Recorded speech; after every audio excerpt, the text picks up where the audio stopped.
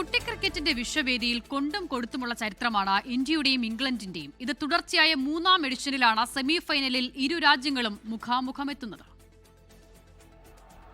2020 ലോകകപ്പിന്റെ പ്രഥമ പതിപ്പിൽ തന്നെ ഇന്ത്യയും ഇംഗ്ലണ്ടും കൊമ്പുകോർത്തിട്ടുണ്ട്. 2007 സൂപ്പർ 8 പോരാട്ടത്തിൽ ലോക ക്രിക്കറ്റിലെ അവിസ്മരണീയ ഏടുകളിലൊന്നിനാണ് അന്ന് ദക്ഷിണാഫ്രിക്കയിൽ ഡർബൻ സാക്ഷ്യം വഹിച്ചത്. സ്റ്റുവർട്ട് ബ്രോഡിന്റെ ഒരു ഓവറിൽ യുവരാജ് സിംഗ് പറത്തിയത് 6 സിക്സറുകൾ.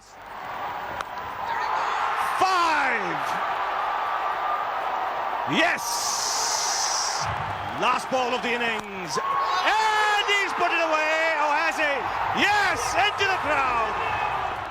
യുവിയുടെ 12 ബോൾ 50-ൽ അന്ന് ഇന്ത്യ ജയിച്ചത് 18 റൺസിന്. യുവരാജ് 12 പന്തിൽ അർദ്ധ സെഞ്ചുറി തികച്ച ആ മത്സരത്തിൽ ഇന്ത്യ ജയിച്ചത് 18 റൺസിന്. 2009 ഇഞ്ചോടിഞ്ച് പോരാട്ടത്തിൽ പകരം വീട്ടി ഇംഗ്ലണ്ട്. ലോർഡ്സിൽ ആതിഥേയർ ജയിച്ചത് വെറും 3 റൺസിന്. Collingwood is out there, and he can't get there. It's 4, but it doesn't really matter what the result is. England have hung on, they've held their nerve. 2012 കൊളംബോയിൽ ഇന്ത്യക്ക് 90 റൺസിന്റെ വമ്പൻ ജയം. ഇന്ത്യയുടെ 170 റൺസ് പിന്തുടർന്ന ഇംഗ്ലണ്ട് അവരുടെ 2020 ലോകകപ്പ് ചരിത്രത്തിലെ തന്നെ ഏറ്റവും ചെറിയ സ്കോറായ 80 റൺസിൽ ഒതുങ്ങി. ഇന്ത്യക്ക് തകർപ്പൻ ജയമൊരുക്കിയത് 4 വിക്കറ്റ് എടുത്ത Harbhajan Singh. Ball knocked in. Tried to give himself room and gave himself too much.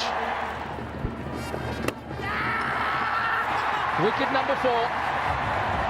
It's a parade going on. 2022 ഇംഗ്ലണ്ടിന്റെ മധുര പ്രതികാരം.